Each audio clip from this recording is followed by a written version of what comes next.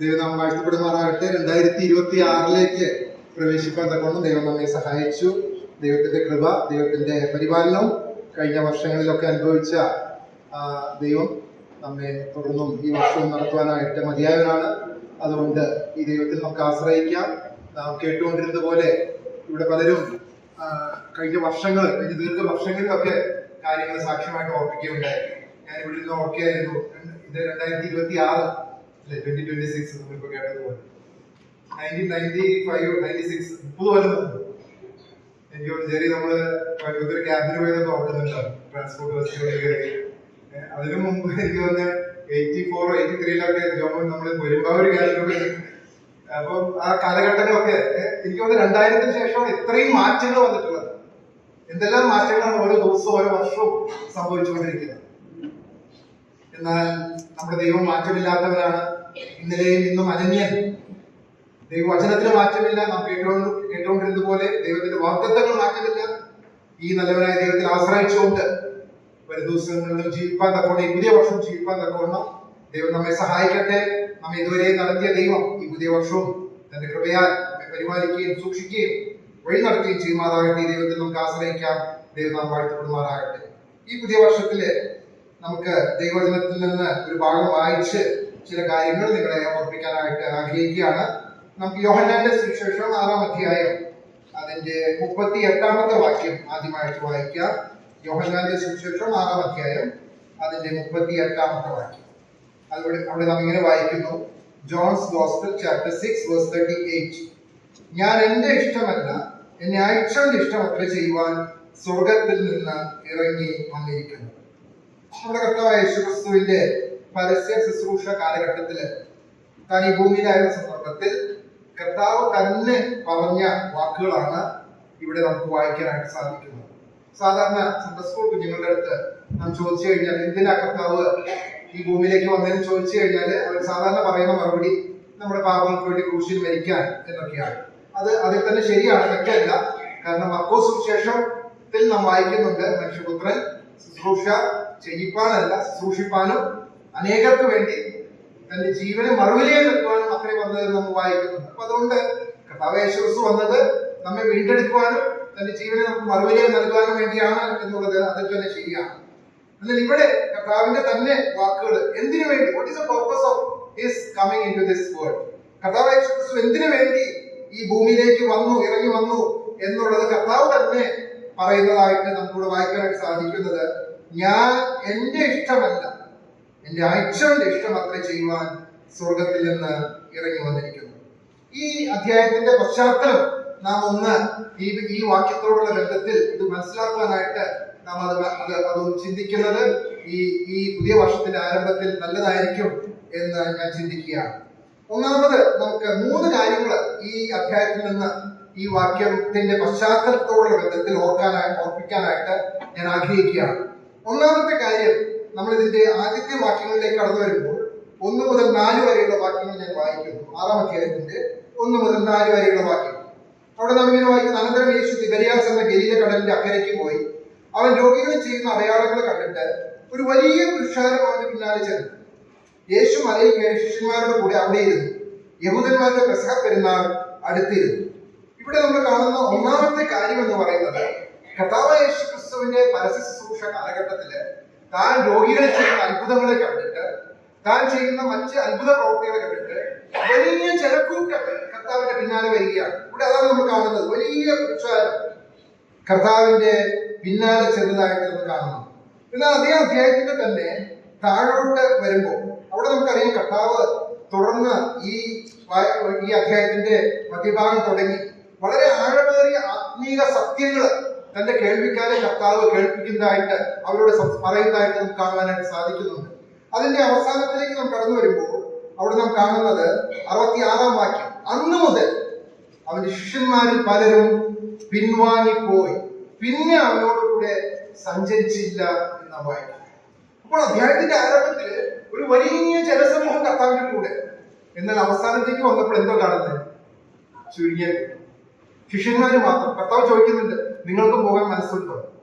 പത്രോസ് പറയുന്നുണ്ട്, കർത്താവെ ഞങ്ങൾ എവിടെ പോകും?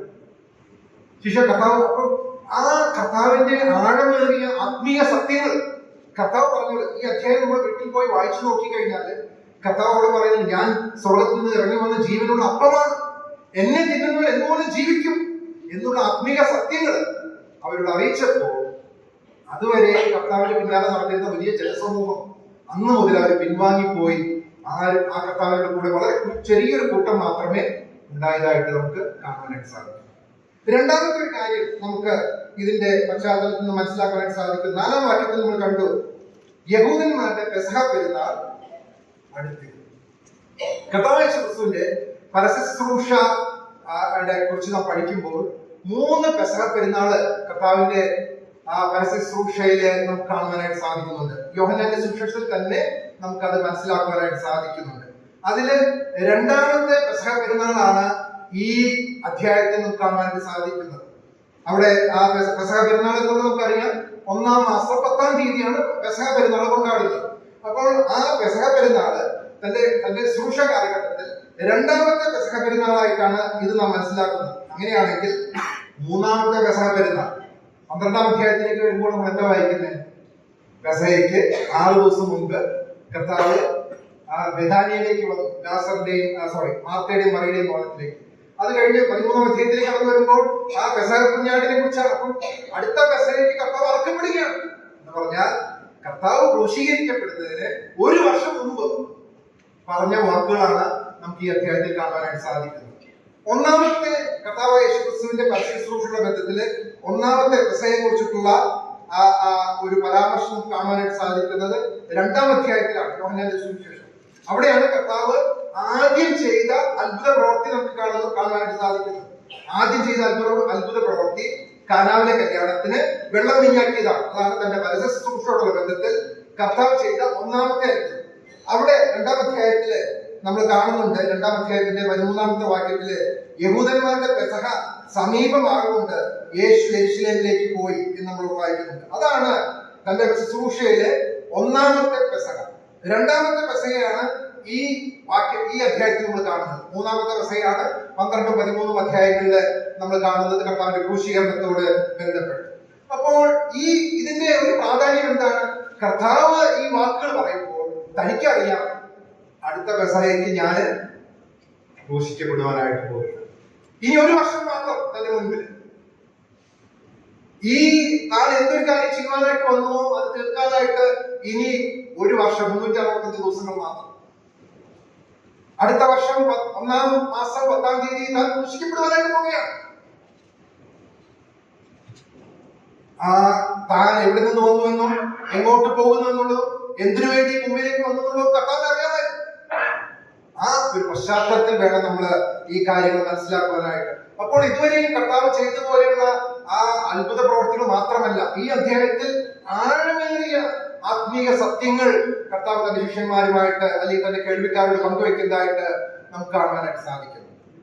3ാമത്തെ ഒരു കാര്യം നമുക്ക് ഇവിടെ കാണുവാനായിട്ട് സാധിക്കുന്നത്, അതിനെ തുടർന്ന് നമുക്കറിയാം 5 അപ്പം കൊണ്ട് 5000 പേരെ പോഷിപ്പിച്ച ആ അത്ഭുതമാണ്. അത് നമുക്ക് എല്ലാവരും അറിയാവുന്ന കാര്യമാണ്. അതിനുശേഷം 6-ാം അധ്യായത്തിന്റെ 15 മുതലുള്ള വാക്യങ്ങളില് കർത്താവ് അവരെ അക്കരയ്ക്ക് പോകുവാനായിട്ട് അവരെ നിർബന്ധിച്ചു. മറ്റു സുവിശേഷങ്ങൾ നമ്മൾ അതാണ് വായിക്കുന്നത്. കർത്താവ് അവരെ പടക് കയറി അക്കരയ്ക്ക് പോകാനായിട്ട് അവരെ നിർബന്ധിച്ചു അയച്ചു ശിഷ്യന്മാരെ എന്ന് നമ്മൾ കാണുന്നു. അവിടെ 16 മുതലുള്ള വാക്യങ്ങൾ വായിക്കുമ്പോൾ, സന്ധ്യയായപ്പോൾ ശിഷ്യന്മാർ കടൽപ്പുറത്തേക്ക് ഇറങ്ങി പടക് കയറി കടൽക്കര കഫർനഹൂമിലേക്ക് യാത്രയായി. ഇരുട്ടായ ശേഷവും യേശു അവരുടെ അടുക്കൽ വന്നിരുന്നില്ല. കൊടുങ്കാറ്റടിക്കിയാൽ കടൽ കോപിച്ചു. അവർ 4-5 നാഴിക ദൂരത്തോളം വലിച്ച ശേഷം യേശു കടലിന്മേൽ നടന്ന് പടകിനോട് സമീപിക്കുന്നത് കണ്ട് പേടിച്ചു. അവൻ അവരോട്, ഞാനാകുന്നു, പേടിക്കേണ്ട എന്ന് പറഞ്ഞു. അവർ അവനെ പടകിൽ കയറ്റുവാൻ ഇച്ഛിച്ചു. ഉടനെ പടക് അവർ പോകുന്ന ദേശത്ത് എത്തിപ്പോയി. ഈ ഒരു അത്ഭുതം 4 സുവിശേഷങ്ങൾ നമുക്ക് കാണാനായിട്ട് സാധിക്കുന്നുണ്ട്. ഈ 5 അപ്പം കൊണ്ട് 5000 പേരെ പോഷിപ്പിച്ച ആ അത്ഭുതം 4 സുവിശേഷങ്ങളിൽ രേഖപ്പെടുത്തിയിരിക്കുന്നതിനെ തുടർന്ന് ഈ അത്ഭുതവും നമുക്ക് കാണുവാനായിട്ട് സാധിക്കുന്നുണ്ട്. ഇവിടെ നേരത്തെ സൈലസിന്റെ സാക്ഷി കേട്ടപ്പോഴാണ് ഈ ചിന്ത പിന്നെയും എന്റെ മനസ്സിലേക്ക് കടന്നു വന്നത്. നമ്മളെല്ലാവരും ഈ പുതിയ വർഷം അനുഗ്രഹമായിരിക്കണം, ശാന്തമായിരിക്കണം, എല്ലാം നന്നായി പോകണമെന്ന് ആഗ്രഹിക്കുന്നവരാണ്. കർത്താവ് തന്നെയാണ് ശിഷ്യന്മാരെ പടകിൽ കയറി പോകാനായിട്ട് നിർബന്ധിച്ചത്. എന്നാൽ അവിടെ അവർ അഭിമുഖിച്ച പ്രതികൂലങ്ങൾ എന്തൊക്കെയായിരുന്നു? നമ്മൾ വായിച്ച വാക്യങ്ങളൊന്ന് പറഞ്ഞ് പെട്ടെന്ന് നോക്കി പറഞ്ഞ് എന്തൊക്കെ പ്രതികൂലങ്ങളാണ് കണ്ടത്? 17-ാം വാക്യം, ഇരുട്ടായ ശേഷം. 18-ാം വാക്യത്തിന്റെ ആരംഭം, കൊടുങ്കാറ്റ്, കടൽ കോപിച്ചു. നമ്മളോട് വായിക്കുന്ന 4-5 നാഴിക ദൂരത്തോളം അവര് കടലിലാണ്. അതാ പറഞ്ഞാൽ ആഴക്കടലിലാണ്, ചെറുപടലാണ്. മാത്രമല്ല മറ്റു സുവിശേഷങ്ങൾ ചേർന്ന് വായിക്കുമ്പോൾ രാത്രിയുടെ 4-ാം യാമത്തിൽ യേശു കർത്താവ് കടലിന്മേൽ നടന്നു വരികയാണ്. അവരത് കണ്ടിട്ട് എന്താ വിചാരിക്കുന്നത്? ഭൂതം വരും. പേടിച്ചു വിറച്ചു. നേരത്തെ സൈലത്ത് പറഞ്ഞ വാക്ക് കേട്ടപ്പോഴാണ് എനിക്ക് ഈ ചിന്ത എന്റെ മനസ്സിലേക്ക് വന്നത്. കഴിഞ്ഞ വർഷം ഏറ്റവും കൂടുതൽ ഭയപ്പെട്ട ഒരു നിമിഷം. വരുന്ന വർഷം, ഈ പുതിയ വർഷം നമ്മളും ആഗ്രഹിക്കുന്നത് എല്ലാം നന്നായി പോകണമെന്ന് തന്നെയാണ്. നമുക്ക് അറിഞ്ഞുകൂടെ എന്താ സംഭവിക്കാനായിട്ട് പോകുന്നത്. എന്നാൽ ആ ഭയപ്പെട്ട് നിൽക്കുന്ന സമയത്ത് എന്താ കേൾക്കുന്ന ശബ്ദം? ഞാനാകും, ഭയപ്പെടേണ്ട, പേടിക്കേണ്ട എന്നുള്ള ശബ്ദം. അതിനേക്കാൾ അപ്പുറമായിട്ട് നമുക്ക് എന്തെങ്കിലും വേണം? ഈ പുതിയ വർഷവും നമുക്ക് അറിഞ്ഞുകൂടെ നാളെ എന്തൊക്കെ സംഭവിക്കും എന്നുള്ളത്. നമ്മൾ കണ്ടു ഏതെല്ലാം സാഹചര്യങ്ങള്, എന്തെല്ലാം പ്രതികൂലങ്ങള് നമുക്ക് അറിഞ്ഞുകൂടാ. എന്നാൽ ഒരു കാര്യം നമുക്കറിയാം, ഹി കൺട്രോൾസ് എവരിതിങ്. അവൻ സകലത്തെ നിയന്ത്രിക്കുന്ന സ്വർഗ്ഗത്തിലെ ദൈവമാണ് നമ്മുടെ പിതാവ്. അവൻ അറിയാതെ, അവൻ സമ്മതിക്കാതെ നമ്മുടെ ജീവിതത്തിൽ ഒന്നും സംഭവിക്കില്ല. രോഗങ്ങൾ, പ്രയാസങ്ങൾ, മറ്റു പ്രതികൂലങ്ങൾ, ഇതൊക്കെ നാളെ ഒരു പക്ഷെ നമ്മുടെ ജീവിതത്തിൽ അനുവദിച്ചേക്കാം. കൊടുങ്കാറ്റ്, ഇരുട്ട്, വലിയ ഭയപ്പെടുന്ന അവസ്ഥകൾ നമ്മുടെ ജീവിതത്തിൽ വന്നു എന്ന് വന്നേക്കാം. അതിന്റെ മധ്യത്തില് സ്റ്റിൽ സ്മോൾ വോയിസ്, അശാന്തസ്വരം, ഞാനാകുന്നു, പേടിക്കേണ്ട. ആരുടെ ശബ്ദമാണ്? പ്രപഞ്ചത്തെ നിയന്ത്രിക്കുന്ന സ്വർഗത്തിലെ ദൈവം, സകലത്തെ തന്റെ ശക്തിയുള്ള വചനത്താൽ വഹിക്കുന്നവൻ. അവന്റെ ശബ്ദമാണ് നമുക്ക് കേൾക്കാൻ സാധിക്കുന്നത്. ഞാനാകുന്നു, പേടിക്കേണ്ട. പ്രിയമുള്ളവരെ, ഇതിനേക്കാൾ അപ്പുറമായിട്ട് നമുക്ക് എന്തെങ്കിലും വേണോ? ഈ പുതിയ വർഷം നാം പ്രവേശിക്കുമ്പോൾ ഈ ദൈവത്തിലുള്ള ആശ്രയത്തോടു കൂടി തന്നെ നമുക്ക് പ്രവേശിക്കാനായിട്ട് ദൈവം നമ്മെ സഹായിക്കുമാറാകട്ടെ. നമുക്ക് പെട്ടെന്ന് നാം വായിച്ച വാക്യത്തിലേക്ക് മടങ്ങി വരാം. 38-ാം വാക്യം. അവിടെ കർത്താവ് പറയുകയാണ്, ഞാൻ എന്റെ ഇഷ്ടമല്ല.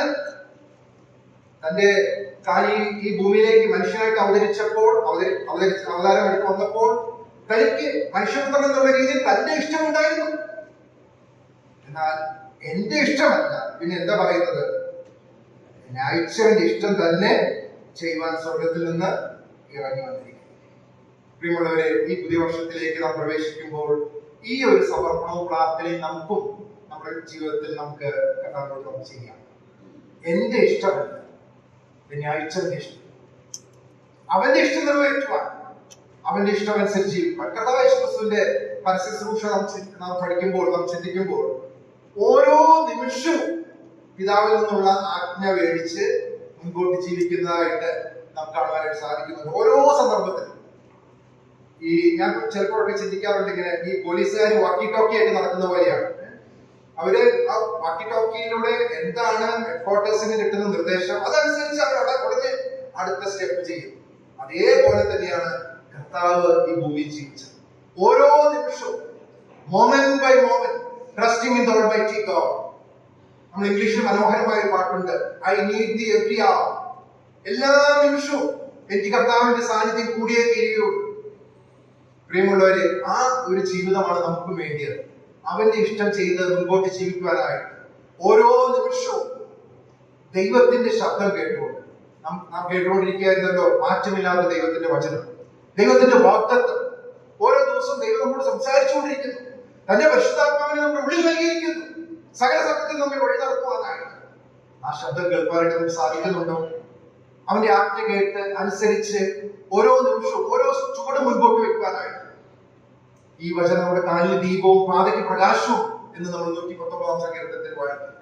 പ്രിയമുള്ളവരെ, വരും ദിവസങ്ങളില് ഈ ലോകത്തിലേക്ക് ഈ ലോകത്തിൽ നാം ആയിരിക്കുമ്പോൾ ദൈവം നമുക്ക് നൽകിയിരിക്കുന്ന ആളുകള്, ദൈവം നമുക്ക് നൽകിയിരിക്കുന്ന ആയുസ്, ദൈവം നമുക്ക് നൽകിയിട്ടുള്ള മറ്റു സാഹചര്യങ്ങൾ, ഇതെല്ലാം ദൈവഹിതപ്രകാരം ദൈവം മഹത്വത്തിന് വേണ്ടി ഉപയോഗിച്ചുകൊണ്ട് നമ്മുടെ ജീവിതം മുൻപോട്ട് ജീവിക്കാൻ തക്കവണ്ണം ഈ പുതിയ വർഷം ദൈവം നമ്മെ സഹായിക്കട്ടെ. നമുക്കും കർത്താവ് പറഞ്ഞ ഈ വാക്കുകള് നമ്മുടെ ഈ പ്രാർത്ഥനയും ആയിട്ട് നമുക്ക് ദൈവസന്നിധി നമ്മെ തന്നെ സമർപ്പിക്കാം. എന്റെ ഇഷ്ടമല്ല, എന്നെ അയച്ച പിതാവിന്റെ ഇഷ്ടം, അല്ലെങ്കിൽ എന്നെ വീണ്ടെടുത്ത എന്റെ കർത്താവിന്റെ ഇഷ്ടം, അവന്റെ ഇഷ്ടം ചെയ്തുകൊണ്ട് നമ്മുടെ ജീവിതം ജീവിക്കാൻ തക്കവണ്ണം ദൈവം നമ്മെ സഹായിക്കട്ടെ. അതിനേക്കാൾ അപ്പുറമായിട്ട് നമുക്ക് എന്താ വേണ്ടിയത്? ഈ കർത്താവ് നമ്മോട് കൂടെയുണ്ട്, അവന്റെ വാഗ്ദത്തങ്ങൾ നമ്മോട് കൂടെയുണ്ട്, നമ്മെ ശക്തിപ്പെടുത്തുവാൻ, നമ്മെ ധൈര്യപ്പെടുത്തുവാൻ. ഈ മാറ്റമുള്ള ലോകത്തിൽ മാറ്റമില്ലാത്ത ദൈവത്തിന്റെ വചനം ഇന്നലെയും ഇന്നും എന്നേക്കും അനന്യനായ കർത്താവ് നമ്മെ സഹായിക്കും, വഴി നടത്തും. ആ ദൈവത്തിൽ ആശ്രയിച്ചുകൊണ്ട് നമുക്കും ജീവിക്കാം. കർത്താവിനോട് ചേർത്ത് നമുക്കും പറയാം, ഞാൻ എന്റെ ഇഷ്ടമല്ല, എന്നെ അയച്ചവന്റെ ഇഷ്ടം അത്ര ചെയ്യുവാൻ സ്വർഗത്തിൽ നിന്ന് ഇറങ്ങി വന്നിരിക്കുന്നത്. നമ്മെ കർത്താവ് ഈ ഭൂമിയിലാക്കി വെച്ചിരിക്കുന്നത് നമ്മുടെ ഇഷ്ടം നമ്മുടെ ജീവിതത്തിൽ നിറവേറ്റുവാനായിട്ടല്ല, നമ്മെ വീണ്ടെടുത്ത, തന്റെ രക്തം ചിന്തി നമുക്ക് വേണ്ടി നമ്മെ വീണ്ടെടുത്ത നമ്മുടെ കർത്താവിന്റെ ഇഷ്ടം തിരിച്ചറിഞ്ഞുകൊണ്ട് അവന് വേണ്ടി ജീവിപ്പതക്കൊണ്ട് ഈ പുതിയ വർഷം ദൈവം നമ്മെ സഹായിക്കട്ടെ. അതിന് ആ ഒരു സമർപ്പണത്തോടുകൂടെ നമുക്ക് ഇവിടുന്ന് മടങ്ങിപ്പോകാം. ദൈവം നമ്മെ എവിടെയും ധാരാളമായിട്ട് അനുഗ്രഹിക്കുമോ.